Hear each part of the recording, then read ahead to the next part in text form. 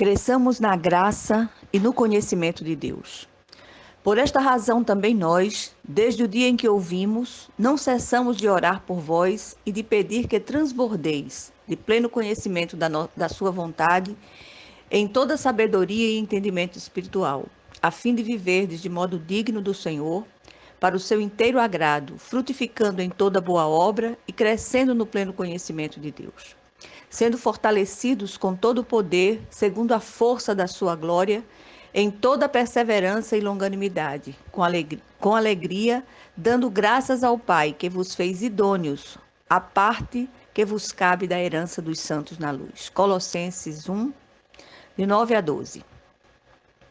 Colossenses é uma das cartas de Paulo escritas da prisão, provavelmente em Roma. A epístola em si é, assim como Efésios, uma carta circular, uma encíclica, que foi dirigida aos cristãos, santos e fiéis, que se encontravam não só na própria cidade de Colossos, mas em toda a Ásia Menor. Colossos mostra Jesus como cabeça da igreja. As orações paulinas feitas da prisão têm uma característica curiosa. Ele nunca pede por questões pessoais, sejam materiais ou físicas. O grande alvo dessas orações é pelas necessidades espirituais dele e do povo de Deus de maneira geral.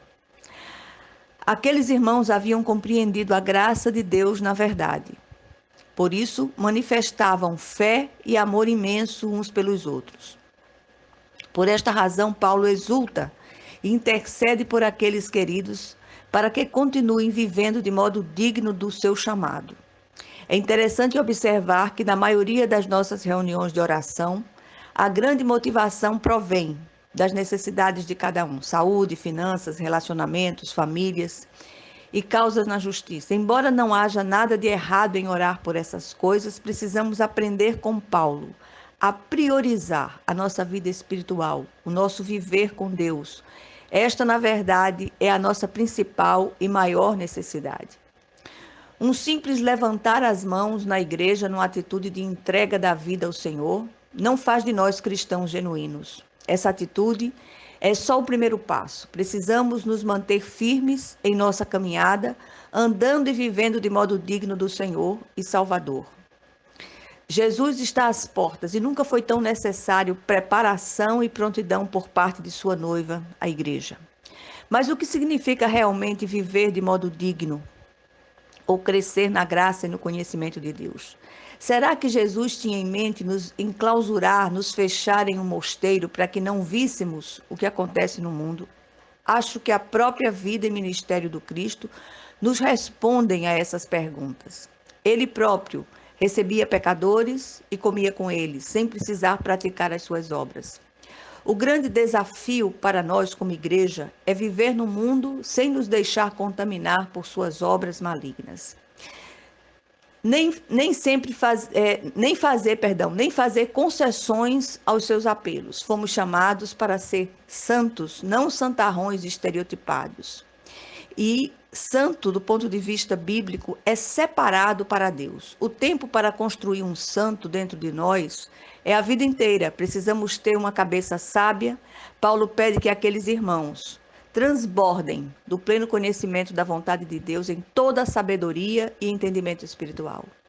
Precisamos gastar tempo em nossas orações clamando a Deus por esse entendimento e sabedoria que procedem dele. Essa inteligência espiritual precisa ser desenvolvida para que não nos deixemos levar pelos ventos de doutrinas que sopram à nossa volta, bem como pelas ofertas do mundo, pelos apelos da carne ou os estímulos do adversário.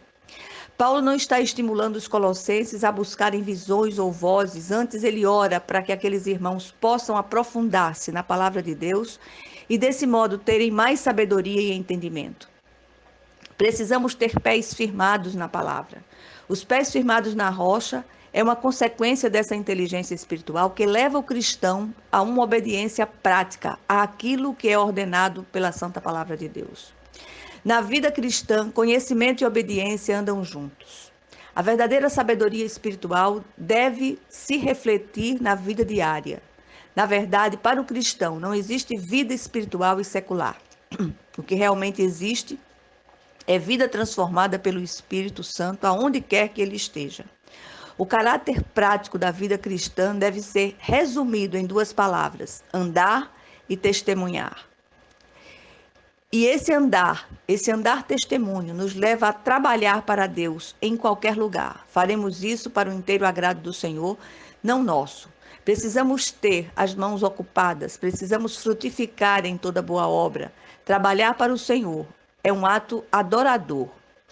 Para isso não é necessário um púlpito ou pregação formal, mas um compartilhar diário daquilo que Cristo fez por nós. É necessário trabalhar enquanto é dia. A noite vem, quando não podemos mais trabalhar. Precisamos ter as costas fortes para enfrentar as dificuldades. Aqui ele fala de uma excelência moral que devemos ter como alvo. Conhecimento, obediência e serviço também precisam estar associados ao caráter moral do Filho de Deus. O cristão precisa ser fortalecido no Senhor para não esmorecer diante das dificuldades nem sucumbir às fraquezas e inclinações da carne. Finalmente, precisamos ter o rosto alegre, ser perseverante, longânimo e grato a Deus. O cristão verdadeiro não desiste de Deus, não desiste nunca, pois ele sabe em quem crer. Precisamos orar para ter longanimidade com os pecadores à nossa volta. A palavra de Deus nos ensina que o Senhor odeia o pecado, mas ama o pecador, e ele não espera de nós menos que isso. Também precisamos criar dentro da igreja uma cultura de ação de graças, até mesmo pelas bênçãos que ainda não recebemos, mas que estão a caminho. Que o Senhor nos ajude a compreender e discernir essas coisas, em nome de Jesus Cristo. Amém.